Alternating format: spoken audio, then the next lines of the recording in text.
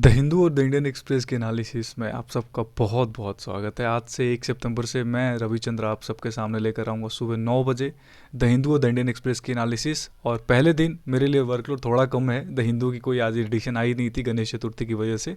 So the Indian express की analysis I है, हम उसको एनालिसिस करेंगे, देखेंगे और वो सारे पॉइंट्स मैं आपको बता दूंगा जो एग्जाम पर्सपेक्टिव से इंपॉर्टेंट है। स्टैटिक पार्ट करंट अफेयर्स में कवर कर दिए जाएंगे, जो न्यूज़ में है वो मैं यहाँ बता दूंगा। इससे होगा क्या, आपको रिवीजन करने में आसानी होगी, चीज़ें आपके दिमाग में वैसे फिट हो जाएंगी। बहुत सारे लोग करते हैं the Hindu the Indian express की एनालिसिस यूट्यूब पे। एक बार आप मेरा भी एनालिसिस देखिए, देन जज me after that. And if you love, please channel को सब्सक्राइब करिए, शेयर करिए, अपने दोस्तों को बोलिए।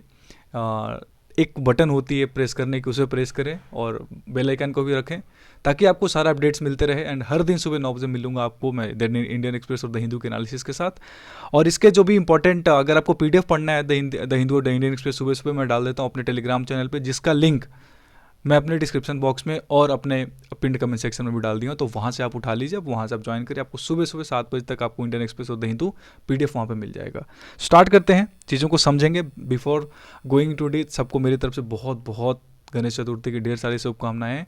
एंड कहते हैं कि वक्रतुंड महाकाय सूर्यकोटि समप्रभा निर्विघ्नं कुरुम देव सर्वकार्येषु सर्वदा। किसी भी काम को करने से पहले अगर इनका आशीर्वाद मिल जाए तो क्या ही बात है ना। स्टार्ट करते हैं एंड समझेंगे। देखिए हमारा टॉपिक ऑफ डिस्कशन क्या होने वाला है। टॉपिक ऑफ डिस्कशन हमारे 8 टॉपिक हैं। सबसे पहला टॉपिक होगा मिखाइल गोर्बाचेव। पूरी के पूरी इंडियन एक्सप्रेस मिखाइल गोर्बाचेव से बड़ी बड़ी एडिटोरियल्स में भी मिखाइल गोर्बाचेव ही थे सिर्फ, तो बहुत ज़्यादा हम एडिटोरियल्स पे आज फोकस करेंगे नहीं, क्योंकि there is nothing like that as important from exam perspective. बहुत सारे आते हैं पर एग्जाम पर्सपेक्टिव से जो इंपॉर्टेंट है वही मैं लेकर आऊँगा। उनकी हिस्ट्री के बारे में पढ़ेंगे।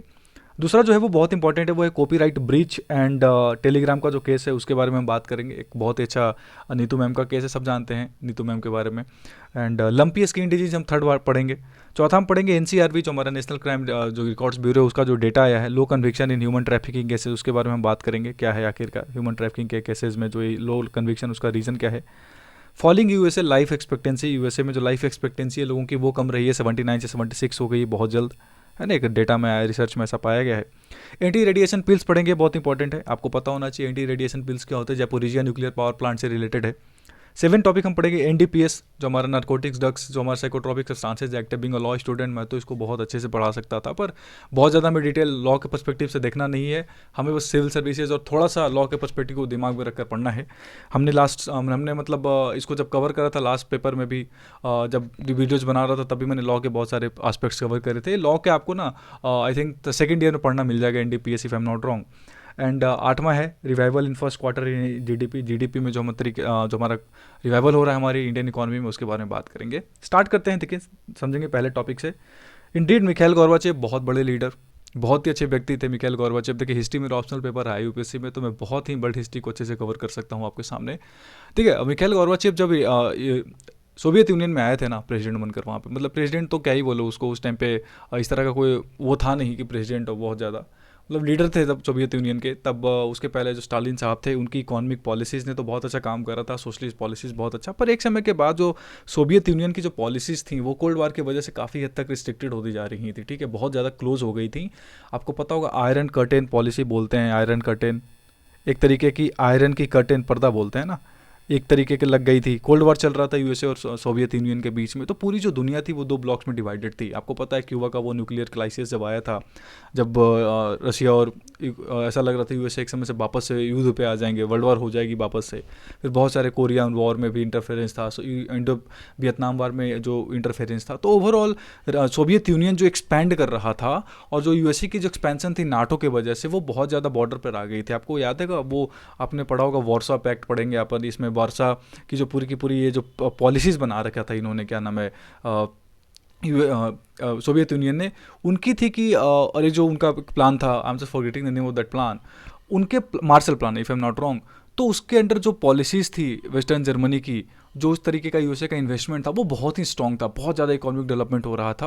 और एक वर्लिन वॉल क्रिएट कर दी गई थी, वर्लिन वार बना दिया गया था बेसिकली, किस वजह से कि ये जो लोग हैं ईस्ट जर्मनी से वेस्ट जर्मनी की तरफ ना जाएं, जो ईस्टर्न एशिया यूरोप से वेस्टर्न यूरोप में ना जाएं, मतलब ज़्यादा से ज़्यादा कनेक्टिविटी ना हो, ताकि लोगों को ये ना लगे कि वेस्टर्न में ज़्यादा डेवलपमेंट हो रहा है। बिकॉज यूएसए और जो सोवियत यूनियन का इम्पैक्ट है वर्ल्ड वॉर टू का, वो थोड़ा सा बहुत अलग वे में देखा जा सकता है। यूएसए का कम इम्पैक्ट हुआ था, पर सोवियत यूनियन तो बहुत ज़्यादा तबाह हुआ था वर्ल्ड वॉर टू के वजह से। तो ओवरऑल जो इस तरीके से इकोनॉमिक डेवलपमेंट्स को देखेंगे हम, तो बहुत ज़्यादा स्टालिन की पॉलिसीज़ के बाद जो भी और हमारे लीडर्स बनते चले गए आगे चलकर, उनके बाद मिखाइल गोर्बाचेव जब आते हैं मतलब सोवियत यूनियन में लीडर बनकर, तो बहुत ही 5-6 सालों में सोवियत यूनियन कोलैप्स कर जाती है 1991 में। तो इसके बाद जब कोलैप्सन होता है, कोलैप्सन के बाद हमारे लिए क्या इंपॉर्टेंट रहता है वो ये देखना कि आखिरकार जो गोर्बाचेव की पॉलिसीज़ रही हैं कि वो मतलब कैसे हम उस चीज़ को ध्यान में रख सकते हैं कि कब जो सोवियत यूनियन है हमारा, ठीक है, यूएसएसआर जो है, उसमें क्या रोल रहा और क्यों इनको ऐसा बोला जाता है कि अपने जो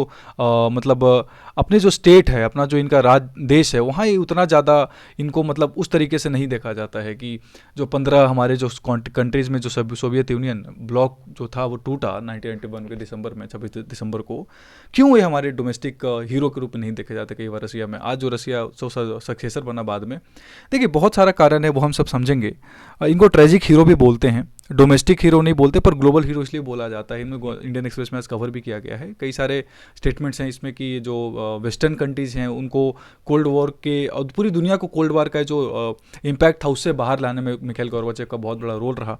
इनकी कुछ पॉलिसीज़ थी, वो थी जैसे कि ग्लासनोस्ट और पेरेस्ट्रोइका करके जो पॉलिसी चलाते थे, उसमें क्या था कि ये ओपननेस पे फोकस करते थे, सोशल ओपननेस, इकोनॉमिक ओपननेस, उन सब की बात की गई है। और बहुत ज़्यादा जो रसिया को था वो मतलब जो एकदम से कनक्रिप्टेड पॉलिसी थी ना, कि एकदम से बंधी हुई ज़बरदस्ती पॉलिसी, उससे बाहर लाने का बहुत ज़्यादा ट्राई कर रहे थे, क्योंकि उनको पता था कि at the end of the day collapse करेंगे ही हम, क्योंकि जो पूरी दुनिया में जिस तरीके से हो रहा था, पोलैंड में चेंजेस हो रहे थे, वो डोमिनो इफेक्ट पड़ा होगा आपने, कि एक जगह पे जो अच्छा चीज़ हो रहा था उसका इम्पैक्ट होता, मतलब जो लोग थे वो कनेक्टिविटी वेस्टर्न जर्मनी की बढ़ रही थी। इनको एहसास था कि बर्लिन वार आज नहीं तो कल ब्रेक होगा, जिस दिन ब्रेक होगा ये देश आपस में टूटेंगे ज़रूर। और 1991 में वही मतलब एट द एंड वही हुआ। 25 दिसंबर को इन्होंने रिज़ाइन किया, 26 दिसंबर को जो होती है सोवियत यूनियन कोलैप्स कर जाती है 15 ब्लॉक्स में, जो कजाकिस्तान, तुर्कमेनिस्तान, ये सब जो 15 आपको है ना, फिर ये जो आपको क्या नाम है, बहुत सारे अजरबैजान साइड में जो एरियाज आपको दिखते हैं ना, ये सब कहाँ थे, यूक्रेन क्या थे, सब यूक्रेन और कुछ नहीं थे, सब सोवियत यूनियन के तो पार्ट्स थे। 15 ब्लॉक्स में टूटी एक पूरी की पूरी complete Soviet union, central Asian country में टूट गए बहुत सारे। तो मतलब मिखाइल गोर्बाचेव का अगर हम लेगेसी को देखें तो इनका जो पॉलिसी ग्लासनोस्ट और पेरेस्ट्रोइका, जो ओपननेस पे इन्होंने फोकस करा था, जो पहले इतना नहीं था, इसके वजह से जो लोगों ने अट्रैक्शन हुआ, लोगों के बीच इंट्रैक्शन बढ़ा, उसके एक बहुत बड़ा कारण बना कि western Germany, eastern Germany, western Europe और ईस्टर्न यूरोप के बीच में जो कनेक्टिविटी और जो लोगों ने एक दूसरे को एनालाइज करा, इसके बाद जो एक्सपेक्टेशन था कि चांसेस था कि बहुत जल्दी जो है वो चीज़ें बदल जाएंगी, और वही हुआ। इसके ऊपर देखिए एक चीज़ आपको याद रखना है कि 1990 में नोबेल पीस प्राइज़ दिया गया था मिखाइल गोर्बाचेव को। ये क्वेश्चन ऑब्जेक्टिव क्वेश्चन कहीं भी पेपर पूछ सकता है कि मिखाइल गोर्बाचेव को किस साल दिया गया था नोबेल प्राइज़, क्योंकि न्यूज़ में है, तो आपको याद रखना 1990। और इसी वजह से देखिए कई सारे लीडर्स का, व्लादिमीर पुतिन पर्सनली इनको बहुत ज़्यादा पसंद नहीं कर रहे थे, क्योंकि उनको पता था कि आज देखो व्लादिमीर पुतिन सोवियत यूनियन बनाने में ही लगे हुए हैं। सो एक लीडर जो सोवियत यूनियन बनाना चाहता है, जो कैसे सोवियत यूनियन के कोलैप्स से खुश होगा। तो यूक्रेन के युद्ध पे जो स्टेटमेंट आया था मिखाइल गोर्बाचेव को, कभी आए नहीं पाया स्ट्रांगली, क्योंकि व्लादिमीर पुतिन कभी उस चीज़ को बाहर आने भी नहीं दिए, ठीक है। तो इन सब चीज़ों से देखा जाए तो एक ऐसा इंसान था जिसने पूरी दुनिया को ये जो कोल्ड वार का तो मतलब रैथ था, सिंपली अगर मैं बोलूँ, उसे बाहर निकाला। तो इस वजह से कहा जाता है कि इन्होंने जब अफ़गानिस्तान से आर्मीज़ बुलाए वापस, और जो दुनिया में जो कम्युनिस्ट पार्टी जिस तरीके से रोल निभा रही थी उसके ऊपर जब इन्होंने गाइड करना स्टार्ट किया, और इसके अलावा जो इनके अपनी खुद के इकोनॉमिक डेवलपमेंट पॉलिसीज़ थी, ये बहुत बड़ा कारण बना आगे चलकर कि सोवियत यूनियन ब्लॉक जो है वो एक तरीके से टूट जाता है और कम्प्लीटली जो है वो सेक हो जाती है गोर्बाचेव की जो पॉलिसीज थी उसकी वजह से Soviet union.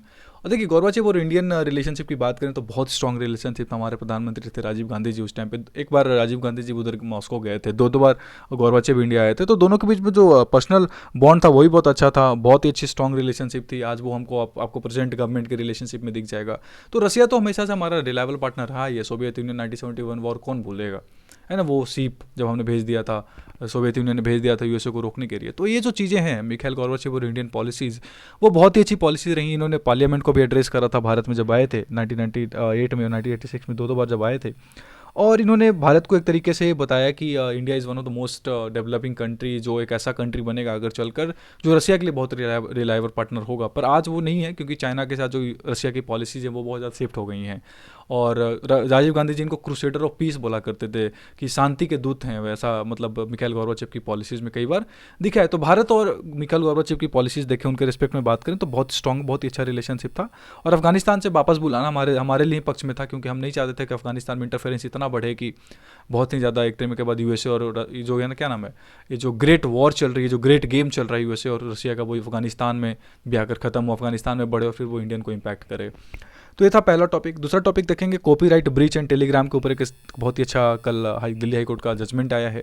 Neetu ma'am, I think everybody knows that, I can not take the name of the coaching, but Neetu ma'am का एक केस था, Neetu ma'am and others word से जो भी उनके रिस्पेक्ट में है। तो उसमें एक चीज़ बात की गई थी कि जो ओवरऑल टेलीग्राम पे आप देखोगे कि बहुत सारे कंटेंट्स वगैरह शेयर कर दिए जाते हैं बहुत इजीली। आप किसी के भी कंटेंट को कहीं भी शेयर कर देते हो, ये चीज़ होती है टेलीग्राम पे, बहुत इजीली मिल जाती है। तो इस पर टेलीग्राम को लेकर गए दिल्ली हाई कोर्ट में। नीतू मैम का कहना था कि मेरे बहुत सारे जो उनका नोट्स है वो शेयर कर दिया जाता है। तो इसके ऊपर दिल्ली हाई कोर्ट का जजमेंट आया कि ये गलत बात है, आपको इनक्रिप्शन के नाम पर, क्योंकि टेलीग्राम का कहना था कि इनक्रिप्टेड पॉलिसीज हैं, हम नहीं ला सकते हैं, हमारा जो जुरिस्डिक्शन जो है वो, हमारी जो ये जो डेटाबेस है वो सिंगापुर में बेस्ड है, तो सिंगापुर की पॉलिसी लगेगी, सिंगापुर का लॉ लगेगा यहाँ पे। ऑल टुगेदर सबको खारिज करा, इंटरमीडियरी हैं तो हमें इन सब चीज़ों का फॉलो करना नहीं है। तो ये जो इशू था ना इनक्रिप्शन का, इसको दिल्ली हाई कोर्ट ने बड़े ही सिरे से नकारा, बोला कि ये जो चीज़ें आप कह रहे हो मुझे, ये बिल्कुल एक्सेप्टेबल नहीं है, कहीं से भी आपको नहीं एक्सेप्टेबल किया जाएगा। आपको आईपी एड्रेस बताना पड़ेगा, मोबाइल नंबर बताना पड़ेगा, ईमेल आईडीज़ भी बताने पड़ेगा, कोई भी कॉपीराइट का इन्फ्रिंजमेंट होता है, ये भी चीज़ बहुत इंपॉर्टेंट है। और उसके अलावा जो ट्रेसिंग करनी है वो आपको बताना पड़ेगा।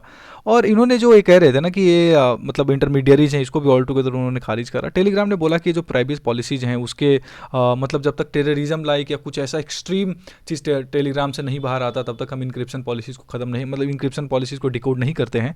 पर इसको दिल्ली हाई कोर्ट ने बोला है, ये सब मतलब उन्होंने इस चीज़ को एक्सेप्ट नहीं करा और सिंपली बोला कि आपको बताना पड़ेगा if there is any kind of copyright और रिच, तो वो चीज़ आपको बतानी पड़ेगी। हर एक चीज़ ट्रेसिंग करके बताना पड़ेगा कि क्या मतलब कहाँ से ये चीज़ लीक हुई है, कहाँ से वो चीज़ बाहर हो रहे हैं। देखिए जो कुछ कुछ बड़े बड़े कोचिंग्स हैं वो सब इन सब में फंसे पड़े हैं गेम्स में, कि उनका अपना एक गेम चल रहा है कि हमारे नोट्स मार्केट में ऐसे हैं, हमारे नोट्स मार्केट में ऐसे हैं। तो उस वजह से कुछ हम टेलीग्राम चैनल वाले भी इस चक्कर में आ जाएंगे, जो इनका कुछ है नहीं ऐसा कोई रीजन है ना। तो देखो इसके ऊपर डिपेंड करता है, पर हाँ प्राइवेसी होनी बहुत इंपॉर्टेंट है। कॉपीराइट इन्फ्रिंजमेंट बहुत ही गलत चीज़ है, किसी की मेहनत को आप इस तरीके से ऑल टुगेदर, मान लो मेरे स्लाइड्स को कोई पूरा ऑल टुगेदर ही डाइवर्ट करके आपको दे दे, तो आप क्या ही कर सकते हैं उसमें, मतलब ये तो गलत ही है ना। कॉपीराइट ब्रीच तो नहीं करना चाहिए आदमी को। इसके ऊपर जो हमारा IPR लगता है पूरा का पूरा, जो कॉपीराइट एक्ट है, पेटेंट एक्ट है, जो ये सब चीज़ें हैं ना, वो बहुत इन डेप्थ में पढ़नी है लॉ के पूरे चैप्टर, पूरे सब्जेक्ट में ही। तो आगे से याद रखिएगा कि जो इंक्रिप्शन पॉलिसीज़ हैं वो टेलीग्राम की चेंज हो जाएंगी, आप ध्यान रखिएगा, बहुत जल्दी चेंज हो जाएगा, नया फीचर भी आ जाएगा जहाँ पे इंक्रिप्शन को वो बहुत ज़्यादा फोकस नहीं करेंगे, मतलब डिकोड करना पड़ेगा अगर किस तरीके की कॉपीराइट इन्फ्रिंजमेंट होती है। और देखिए नीतू मैम का जैसे यहाँ पे मैं बोल रहा हूँ तो कंटिन्यूसली, और इन्होंने जो दिल्ली हाई कोर्ट का बहुत साफ साफ स्टेटमेंट था कि जो भी गैजेट्स इसमें यूज किए जाते हैं वो सारे आपको बताना पड़ेगा, है ना। और कहीं से भी ये जो इनका था कि हमें ना लॉ ऑफ ज्यूरिसडिक्शन नहीं लगता दिल्ली हाई कोर्ट का, वो सब ऑल टुगेदर नकार दिया गया है। तो दिस वाज ऑल अबाउट, कल बहुत ज़्यादा न्यूज़ में था एंड ऑब्वियसली इंडियन एक्सप्रेस ने इसको कवर करा। हमारी थर्ड टॉपिक है lumpy skin disease. Lumpy skin disease एक बहुत ही ज़्यादा लेथल एक्चुअली कैटल्स के लिए डिजीज़ होते जा रही है दिन ब दिन, और बहुत ज़्यादा एक डेटा है वो मैं आपको दिखा देता हूँ न्यूज़ में क्यों है। आज के पेपर में 11 लाख से ज़्यादा बोला गया है। जो हमारे यूनियन मिनिस्टर हैं संजीव कुमार बलियान जी, उनका कहना है कि 11 लाख से ज़्यादा जो कैटल्स हैं वो अफेक्टेड है लंपी स्किन डिजीज़ से। पूरी मोस्टली अंडमान निकोबार, मोस्टली जो हमारा वेस्टर्न रीजन जैसे गुजरात है, राजस्थान है, महाराष्ट्र है, हरियाणा है, वेस्टर्न यूपी है ना, अंडमान निकोबार में भी ऐसा पाया जा रहा है कुछ कुछ। तो बहुत ज़्यादा एक्सपैंड हो गया लंपी स्किन डिजीज़। ओरिजिनली जो था ईस्ट अफ्रीकन कॉन्टिनेंट में पाया जाता था, पर यहाँ वहाँ से जो वायरल डिजीज़ है, वायरल डिजीज़ ये याद रखना है आपको, अच्छा वायरल डिजीज़ वो इंडियन में अभी मतलब इंडिया में और भी पाकिस्तानी रीजन में बहुत ज़्यादा बढ़ गया है। इसको नीथलिंग वायरस भी बोलते हैं, और ये जो वायरस है वो पॉक्सविरिडी फैमिली से बिलोंग करता है, भी आपको पता होना चाहिए। इसके ऊपर मैंने बहुत सारे इन डेप्थ कवर किया वो अपने करंट अफेयर्स में, बहुत ही ज़्यादा अच्छे अच्छे क्वेश्चंस करा रखे हैं लंपी स्किन डिजीज़ पे। जो पशुए होते हैं उनके पूरी मतलब बॉडीज़ पे आपको ऐसे ऐसे बहुत सारे पूरी बॉडी पे आपको बहुत ज़्यादा ऐसे ऐसे दाने मिल जाएंगे उनके बॉडी, जिसको लोग बोलते हैं ना रैसेज आ जाएंगे बहुत ज़्यादा, बहुत ही ज़्यादा लेथल होता है, मतलब प्रोडक्टिविटी बहुत कम जाती है उनकी। इसी तरीके FMD होता है, फूड एंड ये जो आपका मतलब सॉरी ब्रुसलोसिस करके जो हमारी बीमारी पशुओं में होती है कई बार कैटल्स में जो, और फुट एंड माउथ डिजीज जिसको भी बोलते हैं, जो बैक्टीरियल और वायरल डिजीज अलग अलग है रिस्पेक्टिवली। तो उसमें जो बात की गई है वो भी न्यूज़ में रहता है बहुत ज़्यादा। तो आपको याद रखना है कि इनका जो इन्होंने वैसे फोकस किया है कि जो हमारा गोट पॉक्स वैक्सीन जो हम यूज़ करते हैं इन सब चीज़ों के लिए, वो बहुत ज़्यादा प्रोडक्शन पे फोकस कर दी गई है और जितना पॉसिबल होगा पशुओं को दिया जाएगा गोट पॉक्स वैक्सीन। बट वही है ना कि प्रोडक्टिविटी काफ़ी हद तक कम गई है। आपको याद रखना है कितने कैटल्स अफेक्टेड है, या आप अपने मेंस वगैरह का आंसर राइटिंग में यूज़ कर सकते हो स्टेटमेंट के साथ। और किस तरीके का रीजन है वो भी मैंने आपको बताया, कहाँ कहाँ फैलता है, कहाँ से आया है ओरिजिनली, और किस तरीके का वैक्सीन हम यूज़ करते हैं वो भी मैंने आपको इसमें बता दिया। तो देखते हैं आने वाले टाइम में कैसे इंडियंस और इंडियन गवर्नमेंट इसके साथ डील करती है, आगे हम बात करेंगे। देखिए, before going to deep I would love to everybody to please follow UPSC screenshot on Twitter, जहाँ पे आपको बहुत ही important cutouts, important current affairs मिल जाएंगे। और ये बीपीएससी फेयरवेल है। देखिए, बीपीएससी का एग्जाम आ रहा है, मैं बहुत जल्दी 300 करंट अफेयर्स अपडेटेड एकदम इंपॉर्टेंट कवर करूँगा, जिसमें से आप मान के चलो ऑलमोस्ट आ जाएंगे सवाल। तो उससे रिलेटेड मैंने 1100 से ज़्यादा 1100 क्वेश्चंस करा रखे हैं बीपीएससी फेयरवेल ऑब्जेक्टिव के रूप में। इस तरीके से ऑब्जेक्टिव के रूप में आप जाइए, अटेम्प्ट करिए, लिंक मिल जाएगा आपको डिस्क्रिप्शन में, कमेंट बॉक्स में। और उसके अलावा बहुत सारे पीडीएफ, बहुत सारे इंपॉर्टेंट मीडियाज़ भी शेयर कर रखे हैं, वो सब देखिए। हम चौथा टॉपिक देखेंगे, फोर्थ जो हमारा टॉपिक है कि जो ह्यूमन ट्रैफिकिंग है उसमें जो कन्विक्शन रेट है एनसीआरबी डेटा का, वो बता रहा है कि बहुत ही लो है। कन्विक्शन रेट कहने का मतलब कि एफआईआर क्राइम करने के बाद कितना ज़्यादा उसको आप पनिशमेंट तक पहुंचाते हो, मतलब फाइनल जो एक क्राइम का जो एंड है कि जहाँ पे पनिशमेंट दे दी गई, वो कब कितना पॉसिबल हो पाता है। तो एनसीआरबी डेटा कहता है कि मात्र 16% केसेज जो है हमारे ह्यूमन ट्रैफिकिंग है वहाँ पे कन्विक्शन रेट है, तो बहुत ही ज़्यादा लो कन्विक्शन रेट है। एनसीआरबी का डेटा कहता है, भी बहुत ज़्यादा न्यूज़ में भी था कि ये जो एंटी ट्रैफिकिंग हमारी जो यूनिट्स हैं वो बहुत ज़्यादा जो इंडिया में स्प्रेड हैं, they are not imposing a lot of focus on what conviction rate, improving the conviction rate है आपके लिए इंपॉर्टेंट है। झारखंड सबसे अच्छा परफॉर्मर है जिसमें लगभग 84%, 84% कन्विक्शन रेट है, ये भी आपको याद रखना है। पिछले 3 सालों में महाराष्ट्र, आंध्र प्रदेश, तेलंगाना में बहुत ही ज़्यादा ह्यूमन ट्रैफिकिंग के केसेस मिले हैं। असम, झारखंड, केरला, आप ये देखोगे बहुत ज़्यादा जो हमारे बड़े बड़े स्टेट्स जैसे महाराष्ट्र देखो, आंध्र प्रदेश देखो, तेलंगाना देखो, ये सब स्टेट्स वो हैं जहाँ पे हैदराबाद, मुंबई, आपको फिर विशाखापत्तनम, फिर उसके अलावा दिल्ली, जो अगर हम दिल्ली रीजन की बात करें, देन आफ्टर आप चेन्नई की बात करो, फिर बहुत ज़्यादा केरला में तो ह्यूमन ट्रैफिकिंग के केसेस बहुत आते हैं। ह्यूमन ट्रैफिकिंग का रीज़न सबसे बड़ा क्या होता है कि आपके पास अवेयरनेस नहीं है, आपको पता नहीं होता है कि आपको किस बात के लालच देकर कोई कैसे आपको इन्फ्लुएंस कर सकता है, ये बहुत इंपॉर्टेंट है ना। और उसके अलावा इकोनॉमिक पॉलिसीज़, पुअर लोग जो होते हैं वो बहुत जल्दी इन सब चीज़ों में आ जाते हैं। गर्ल्स का बहुत ज़्यादा ट्रैफिकिंग होता है इंडिया में, गल्फ कंट्रीज़ में बहुत ज़्यादा डिमांड है इंडियन गर्ल्स की। तो इस वजह से even once I was going through what, एक बार मैं कहीं जा रहा था, I am not able to get the name of the city, मैं वहाँ जा रहा था ट्रेन में। सो आई वाज लाइक, मैंने ऑब्जर्व करा कि देयर वर 7 और 8 गर्ल्स अंडर एज लाइक 16 और 15। सो आई फेल्ट कि वो कहीं ना कहीं ट्रैफिकिंग है। And also you won't believe that, मैंने इस बात के लिए सजेस्ट भी करा था, I just messaged certain authority and RPF से भी मैंने इन्फॉर्म करा था। यू वोंट बिलीव, अगले स्टेशन पे उन्हें पकड़ा गया एंड बाद में पेपर में भी ये चीज़ आई थी कि वो बिल्कुल ट्रैफिकिंग थी। 8 या 10 लड़कियों का ट्रैफिकिंग कर रहे थे वो गल्फ कंट्रीज़ में। तो ये जो चीज़ें हैं ना, वो आपको अवेयरनेस बहुत इंपॉर्टेंट है आपके लिए कि आप इस चीज़ से अवेयर रहें। और ह्यूमन ट्रैफिकिंग के केसेस बहुत ही ज़्यादा होते हैं इंडिया में, जहाँ पे आपकी आपके बॉडी ऑर्गन्स के लिए बहुत ईजिली इम्पैक्ट कर लिया, बहुत ज़्यादा ट्रैफिकिंग होती है। फिर लेबर वर्कफोर्स के लिए भी बहुत ज़्यादा होता है, गल्फ कंट्रीज़ में बहुत डिमांड है, बड़े बड़े देशों में बहुत ज़्यादा इन सब चीज़ों की डिमांड है। आगे चलेंगे, आगे देखेंगे कि आखिर क्या पाँचवा जो हमारा, उसके बारे में बात करेंगे। देखिए, आगे जाने से पहले देखिए जो हमारा यूएसए का जो लाइफ एक्सपेक्टेंसी है, मैंने उसके बारे में बात करी थी कि जो यूएसए की जो लाइफ एक्सपेक्टेंसी है वो बहुत ज़्यादा गिर गई है, क्योंकि पेंडेमिक ने बहुत ज़्यादा चेंजेस लाए हैं। लाइफस्टाइल बहुत ज़्यादा हेक्टिक होते जा रही है लोगों की, हाइपर टेंशन एक बहुत बड़ा कारण है, स्मोकिंग और ड्रग ओवरडोज एक बहुत बड़ा कारण होता जा रहा है, और एक्सीडेंटल डेथ हम आगे समझेंगे कटआउट्स के माध्यम से। देखिए, कटआउट्स के माध्यम से अगर आप देखो कि यूएसए की जो लाइफ एक्सपेक्टेंसी है ना, वो बहुत ही ज़्यादा हिस्टोरिक सेटबैक पे चली गई है। लगभग पिछले 100 सालों में इतना ज़्यादा जो पेंडेमिक ने इम्पैक्ट क्रिएट करा है वो बहुत ही ज़्यादा डेंजरस है ना। वो बार बार इंडोक्राइन ग्लैंड्स आ रहा है, इसको आप छोड़ दीजिएगा, अगली स्लाइड्स का एक्चुअली है ये। जो आप देखोगे ना कि यूएसए में जो 79 से 76 होते जा रहा है, जैसे मैंने आपको बोला, हो गई है। इसका सबसे बड़ा कारण क्या है कि पैंडेमिक ने लोगों के अंदर एक बहुत बड़ा इंपैक्ट क्रिएट किया है। पैंडेमिक की वजह से फिजिकल और मेंटल इंपैक्ट हुआ है, लाइफ एक्सपेक्टेंसी में वो कम गई है। उसके अलावा एक्सीडेंटल डेथ्स बहुत ज़्यादा बढ़ गए हैं दुनिया में, इवन यूएसए में भी बहुत ज़्यादा। और जो ओवरडोज होता है ड्रग का, वो बहुत ज़्यादा बढ़ गए। हार्ट डिजीज से जो डेथ्स हैं वो बहुत ज़्यादा बढ़ गए हैं। क्रॉनिक लीवर डिजीज़, क्राइकोसिस, जो ये सब चीज़ें हैं बहुत ज़्यादा बढ़ते जा रही है। पूरी दुनिया को देखो, जो लाइफस्टाइल है वो बहुत ही ज़्यादा हेक्टिक हो गया। नो डाउट इंडिया में भी बिजी लाइफ इतना ज़्यादा हो गया है कि पीपल्स, उनको ऐसा मतलब उनके पास डोंट हैव टाइम तो इस वजह से जो लाइफ एक्सपेक्ट, आपको मेरे को बताना है कि एक्सपेक्टेंसी, जो लाइफ एक्सपेक्टेंसी इंडिया की, वो घटी है या बढ़ी है। अगर पिछले डेटा के साथ कंपैरिजन करें कि लाइफ एक्सपेक्टेंसी हमारी बढ़ रही है तो कारण क्या है, घट रही है तो कारण क्या है। और नो डाउट हार्ट डिजीज़ एक बहुत ज़्यादा बड़ा केस होता जा रहा है इंडिया में, क्रॉनिक लीवर फेलियर बहुत बड़ा डिजीज़ होते जा रहा है। एक्सीडेंटल डेथ्स इंडिया में तीसरा सबसे बड़ा कारण है डेथ का, एक्सीडेंटल डेथ बहुत बड़े कारण है इंडिया में।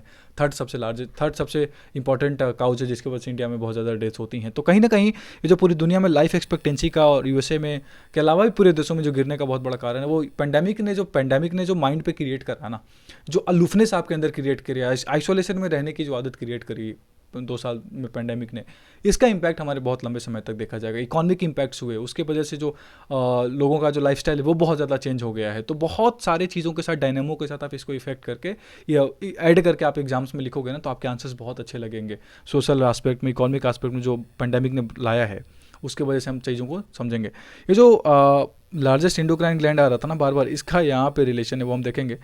अपना जो 6 टॉपिक है कि जो एंटी रेडिएशन पिल्स है उसके बारे में क्या होता है, एंटी रेडिएशन पिल्स क्या होता है और न्यूज़ में क्यों वो बात करते हैं। देखिए, इंडियन एक्सप्रेस ने कवर करा एंटी रेडिएशन पिल्स को बहुत अच्छे तरीके से। एंटी रेडिएशन पिल्स में क्या चीज़ है कि जैपोरिजिया न्यूक्लियर पावर प्लांट हमारा जो यूक्रेन में है वो बहुत ही ज़्यादा थ्रेट है। यूरोप का सबसे बड़ा न्यूक्लियर पावर प्लांट है भी, याद रखिएगा।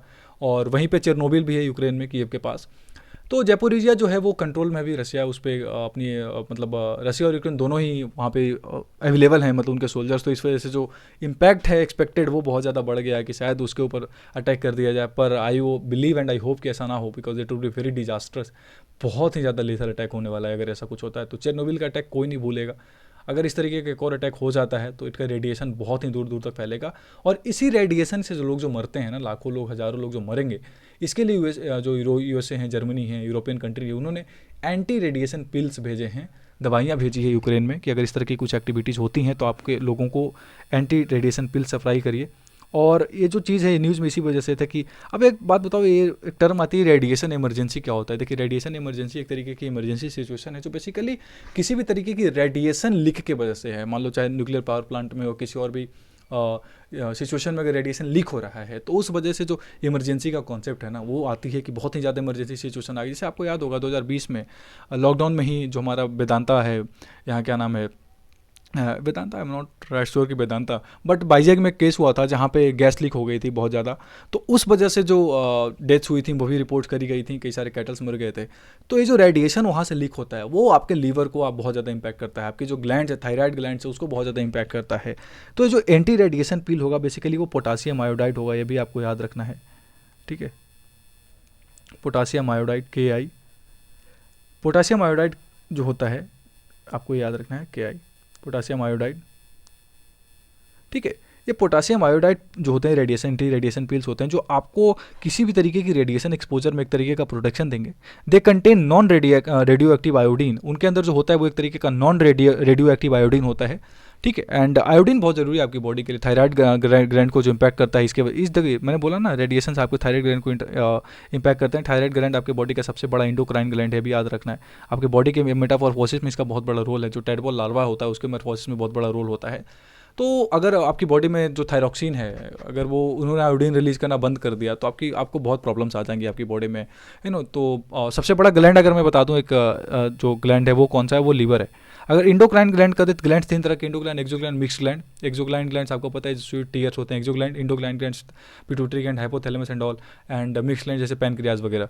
तो ये जो ग्लैंड है वो सबसे, लीवर जो है वो आपका सबसे बड़ा लार्जेस्ट लीवर जो है वो ग्लैंड है। सिंपली पूछे largest gland of human body तो लीवर, लार्जेस्ट इंडोक्राइन ग्लैंड तो थायराइड। अब इसी को ध्यान में रखते हुए जो रेडिएशन पिल्स हैं, एंटी रेडिएशन पिल्स, वो थायराइड और थायरॉक्सिन जो है ना उसके उसके फॉर्मेशन पे फोकस करते हैं ताकि आपकी बॉडी में आयोडीन की कमी ना हो। क्योंकि जैसे ये रेडिएशन लीक होती है ना, ये जो रेडियो एक्टिव आयोडीन वहाँ से रिलीज होते हैं वो पूरे एयर में फैल जाते हैं और आपकी बॉडी को इम्पैक्ट करता है। आप जब सांस के थ्रू, आप जब ब्रीदिंग के थ्रू उसको लेते हो तो आपके वो लीवर को इम्पैक्ट करता है, आपके लंग्स को इम्पैक्ट करता है। और ये जो एंटी रेडिएशन पिल्स होंगे वो इसी चीज़ों को रोकेगा, इसी जो एक्सपोजर है उसको रोकेगा। और at the end of the day जो हमारा रेडियो एक्टिव आयोडीन जो आपके एक्सटर्नल एक्सपोजर में, उसको तो आप हटा दोगे, पर इंटरनल एक्सपोजर जो आपकी बॉडी में चली जाती है वो आपकी बॉडी को बहुत ही ज़्यादा इम्पैक्ट करेगा, आपके मेटाबॉलिज्म को इम्पैक्ट करेगा, ठीक है। तो आयोडीन की कमी हो जाएगी आपकी बॉडी में, इंपॉर्टेंटली सबसे तो यही बात है।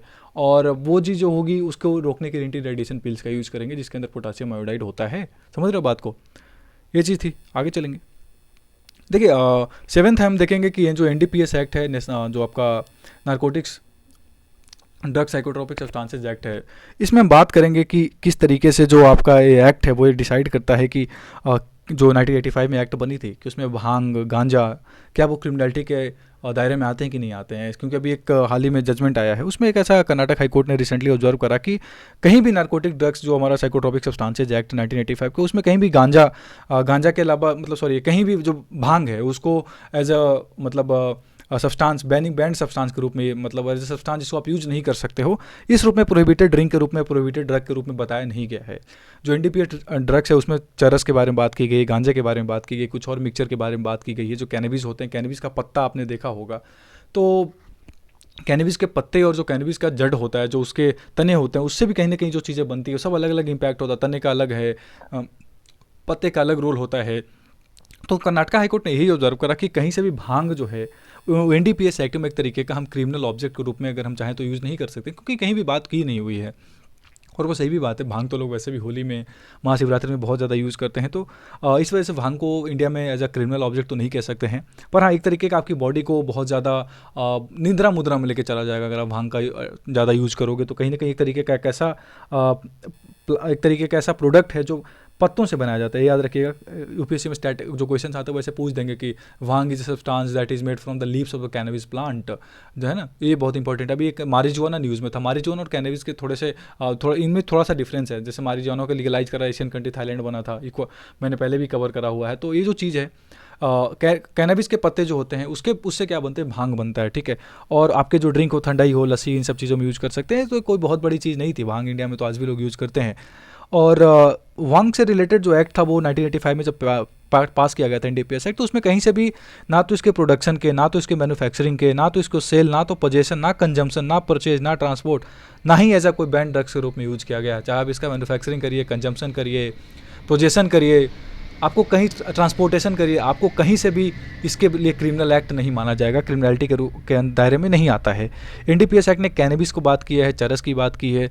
देखिए चरस जो होता है वो थोड़ा सा एक तरीके का सेपरेटेड रेजीन है जो कि एक तरीके का है ना, कैनबिस के पत्ते से बनता है, जो कि आपको लिक्विड जो हारसीन बोलते हैं, जो हसीस का पढ़ा होगा आपने, हसीस क्या बोलते हैं, कसीस का तेल नहीं बोल रहा मैं, हसीस की बात कर रहा हूँ, हेम्प की बात कर रहा हूँ। वो गांजे की बात हो गई, चरस की बात हो गई। गांजा भी एक तरीके का ड्रग है जो कि आपको जो टॉप होता है, जो फ्लावरिंग प्लांट्स होते हैं कैनबिस के फ्लावरिंग टॉप्स, उससे बनता है। कुछ और भी मिक्सचर जहाँ पे भांग को छोड़ दिया जाए तो कुछ और इन चीज़ों का मिक्सचर यूज़ करके अगर बनाया जा रहा है जो आपकी मतलब जो इम्पैक्ट है एनडीपीएस में जो ऑब्जेक्टिव के साथ सर्व किया गया, अगर वो फुलफिल कर रहा है तो वो कहीं ना कहीं एक तरीके की क्रिमिनल एक्टिविटी में माना जाएगा। और एक्ट ने कहीं से भी भांग को नहीं बोला, ये आपको याद रखना है। और एक और स्पेशल प्रोविजन ऐड की गई थी कि अगर आपको कहीं से भी इस तरीके की कोई एक्टिविटीज़ कैनबिस प्लांट वगैरह से रिलेट कर रहे हो, कैनबिस प्लांट से कोई एक्टिविटी कर रहे हो, तो गवर्नमेंट से ऑर्डर लेना पड़ेगा आपको एक सर्टेन एक्टिविटी के लिए, क्योंकि साइंटिफिक यूज़ के लिए तो आप कर ही सकते हो, है ना। ऐसा तो नहीं कि ऑल टुगेदर ही बैन करा, कोई भी चीज़ बैन नहीं होती, रेगुलेशन होता है उसका। अब रही बात क्रिमिनल लायबिलिटी की, तो एनडीपीएस एक्ट कहता है कि अगर आप जैसे क्या नाम है, गांजा, चरस, सेक्शन 20 बात करते हैं एनडीपीएस एक्ट की, कि उसका प्रोडक्शन करते हो, मैन्युफैक्चरिंग करते हो, ट्रांसपोर्टेशन करते हो, पोजेशन करते हो, सेल करते हो, परचेज करते हो, इंपोर्ट करते हो, इंटरस्टेट एक्सपोर्ट करते हो, तो वो कहीं ना कहीं सेक्शन 20 के अंदर जो है वो एक तरीके की क्रिमिनल एक्टिविटी मानी जाएगी। और अगर 100 ग्राम तक चरस है या 1 केजी तक गांजा यूज कर रहे हो आप, आपके पास पाया जाता है, तो वो कहीं ना कहीं वो 1 साल तक की सज़ा दी जाएगी आपको, या 10 हज़ार तक का जुर्माना दिया जाएगा। या फिर जो आपका 1 केजी ऑफ चरस अगर आपके पास है और 20 केजी गांजा है ना, 100 ग्राम से 1 केजी बढ़ गया है यहाँ पे, तो ये आपको याद रखना है। 100 ग्राम तक है तो 1 साल तक कोई दिक्कत नहीं। आपको ये पता है जो अभी न्यूज़ में चल रहे थे बहुत ज़्यादा ड्रग्स वगैरह जो बॉलीवुड में पाया जा रहा था, उसमें ये 100 ग्राम और जो हमारा एक बहुत बड़े एक्टर हैं उनसे भी रिलेटेड जो बातचीत आ रही थी न्यूज़ में, तो जो कहीं ना कहीं मतलब बहुत ज़्यादा न्यूज़ में भी था, तो इस वजह से क्वेश्चन आने के एक्सपेक्टेशन रख सकते हो आप। अगर आपसे पूछे कि 1 केजी तक चरस है आपके पास और अगर 20 केजी तक गांजा है आपके पास, तो लगभग 10 साल तक की आपकी जुर्माना दी जाएगी। और इन बिटवीन का केसेस भी इस तरीके से 10 साल का रिग्रेस इम्प्रिजनमेंट एनडीपीएस एक्ट में बात की गई 1985 में। तो ये हम लोगों को व्हाइट कलर क्राइम में पढ़ना है। अगर आप व्हाइट कलर क्राइम पढ़ोगे लॉ में, तो आपको ये सब चीज़ें पढ़नी पड़ेगी। लास्ट टॉपिक आज हमारा जो वो है कि बेसिकली जो हमारा जीडीपी है वो काफ़ी हद तक रिवाइवल के मोड में है। हम रिवाइव कर रहे हैं, बहुत जल्दी हम रिवाइव कर जाएंगे आई होप, क्योंकि पैंडेमिक ने जो रेवेज्ड दिया है इंडियन इकॉनमी को, जो इम्पैक्ट किया है, उससे हम बहुत ज़्यादा जल्दी ही रिकवर कर रहे हैं। और लगभग 13.5% का ग्रोथ देखा गया है फर्स्ट क्वार्टर में जीडीपी में। और जो आरबीआई के एस्टीमेट थे उससे थोड़ा सा कम है, क्योंकि आरबीआई ने थोड़ा इससे ज़्यादा करा था, 16.2% का एस्टिमेशन करा था, वो कम है।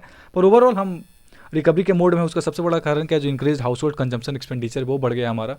लोगों एक्सपेंडिचर ज़्यादा कर, देखो आप इन्फ्लेशन के वजह समझ में आ रहा होगा, इन्फ्लेशन भी इसका एक बहुत बड़ा कारण है कि जो डिमांड सप्लाई मिसमैच है, लोगों ज़्यादा डिमांड भी बढ़ गई वो भी एक बहुत बड़ा कारण है, सप्लाई भी घट गई है वो भी एक बहुत बड़ा कारण है। तो ये जो दोहरी मार चल रही है ना इन्फ्लेशन का, उसमें कंजम्पशन बढ़ भी रही है और जो ग्रॉस कैपिटल फॉर्मेशन है वो भी अच्छा होते जा रहा है। जो at the end of the day gross capital formation होता है, जो ओवरऑल कैपिटल फॉर्मेशन होता है एक इकॉनमी में, वो भी बढ़ रहा है। पर हमें कुछ चीज़ें फोकस करनी होगी, जैसे कि जो रेवेन्यू हमारा सब्सिडी है, जो रेवेन्यू एक्सपेंडिचर, उसे हमें कम करना पड़ेगा।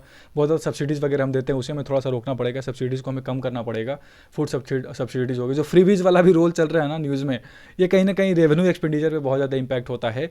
तो इन सब चीज़ों को रोकना है। आप NCERT आप अपना, मैं आपको एक टास्क देके जा रहा हूँ, अगर ऐसे नहीं पढ़ेंगे कि सिर्फ पढ़ा दिया मैं और आप सुन लिए बात खत्म। आज आप अपना रमेश सिंह की बुक खोलोगे, अगर आपके पास इकॉनमी की बुक है तो, या अगर आपके पास कोई भी बुक है, अगर कुछ नहीं है गूगल करोगे, आप देखोगे ये जो हमारा फिक्स्ड कैपिटल रिसीट है उसके बारे में पढ़ोगे क्या होता है, रेवेन्यू कैपिटल में क्या क्या सब्सटेंस आते हैं, जैसे डिसइन्वेस्टमेंट आता है कैपिटल फॉर्मेशन में आता है, तो वो आपको पता होना चाहिए। टैक्स रेवेन्यू में कौन कौन सी चीज़ें आती है, नॉन टैक्स रेवेन्यू में कौन कौन सी चीज़ें आती है, वो आपको पता होना चाहिए। आप मेरे को बताओगे कि टैक्स रेवेन्यू में क्या क्या आता है, आप ये पढ़ोगे आज अपने बुक से। नॉन टैक्स रेवेन्यू में क्या क्या आता है वो पढ़ोगे, ठीक है। और बैलेंस ऑफ पेमेंट पढ़ोगे, एक सेकंड, आप ये बैलेंस ऑफ पेमेंट भी पढ़ोगे। 4 चीज़ें और पढ़ोगे, GDP, NDP जो हमारा है, ग्रॉस डेवलपमेंट जो आपका है, उसके अलावा जो NDP है, उसके अलावा GVA है, ये सारी चीज़ों के बारे में पढ़ोगे। NNP जो है हमारा, पर कैपिटा इनकम क्या है, सारी डेफिनेशन, बेसिक डेफिनेशन है, आपको पहले चैप्टर मिल जाएगी, NCERT में भी मिल जाएगी। ये भी इन सब चीज़ों के बारे में आप पढ़ोगे। ग्रॉस डोमेस्टिक प्रोडक्ट हो गया, ग्रॉस नेशनल प्रोडक्ट हो गया, ग्रॉस जो हमारा वैल्यू एडेड रेशियो है वो उसके बारे में पढ़ोगे, नेशनल नेट प्रोडक्ट है उन सब के बारे में पढ़ोगे। ये सारी चीज़ें पढ़ोगे आप थोड़ा सा ट्राई करना, NDPS एक्ट के कुछ प्रोविजंस को अगर आप चाहो तो एक बार पढ़ सकते हो। ये चीज़ आपके लिए बहुत इंपॉर्टेंट है। आप मिखाइल गोर्बाचेव से रिलेटेड हिस्टोरिकल एस्पेक्ट भी पढ़ोगे कि किस तरीके से, डॉक्यूमेंट्री देख सकते हो अगर आपका इच्छा करे तो। अगर आपकी हिस्ट्री ऑप्शनल पेपर है तो प्लीज़ आज रिवाइज करिएगा वापस से। और टेलीग्राम से रिलेटेड जो भी चीज़ें आपके पास है वो अपडेट्स मिल जाएंगी। एंड आपको पढ़ना क्या है और मैं बता देता हूँ। आप कुछ ऐसा टॉपिक जो इस देख लो कौन सा, अगर इसमें है कुछ जैसे लंपी स्किन डिजीज़ के बारे में आपको और थोड़ा सा पढ़ना है डिटेल में, जितने भी स्टैटिक पोर्शन उसको कवर करना है। मेरे जो भी करंट अफेयर्स है उसको आप देख लीजिएगा, लंपी स्किन डिजीज़ मैंने उसमें कवर किया हुआ है। So this was all about the today's analysis. Thanks for watching. And हर दिन मिलेंगे, 9-10 तक मिल जाएंगे, डेली 9-15 तक आपसे अवेलेबल हो जाऊँगा। तो प्लीज़ देखिए, चैनल को सब्सक्राइब करिए, शेयर करिए अपने दोस्तों के साथ, बोलिए उनको इंडियन एक्सप्रेस और द हिंदू की एनालिसिस कोई भी देख सकता है। इट्स नॉट समथिंग UPSC बंदे ही देख सकते हैं, सिर्फ न्यूज़ के साथ अपडेटेड रहिए। अगर अपडेटेड रहिएगा तो आपके अंदर कॉन्फिडेंस आएगा, आप 10 लोगों के बीच बोल पाओगे, है ना। मुझे तो हमेशा अच्छा लगता है जब कोई भी बात होती है तो मैं उसको करंट के साथ अपडेट करता हूँ कि देखिए इस तरीके से आप नहीं बोल सकते। रिसेंटली ये स्टेटमेंट आया था, रिसेंटली वो स्टेटमेंट आया था कोर्ट का। तो इस तरीके से देखिए और समझिए चीज़ों को, जो मैं बोलता हूँ लास्ट में कि आप इसको रिवाइज करिए, प्लीज़ करिए, तभी मजा है पेपर का। बस बोल देने से तो कोई मतलब नहीं है, जब तक आप रिवाइज नहीं करिएगा कोई मतलब नहीं है, ठीक है। सो कल भी मिलूंगा आपसे नए एनालिसिस के साथ। Thanks for watching. एंड सारे इंपॉर्टेंट अपडेट्स आपको नीचे कमेंट सेक्शन में पिंड है, डिस्क्रिप्शन मिल जाएंगे, वहाँ से लीजिए, फॉलो करिए, क्वेश्चन अटेम्प्ट करिए, BPSC से रिलेटेड और भी सारे क्वेश्चन आपको वहाँ मिल जाएंगे। Thank you.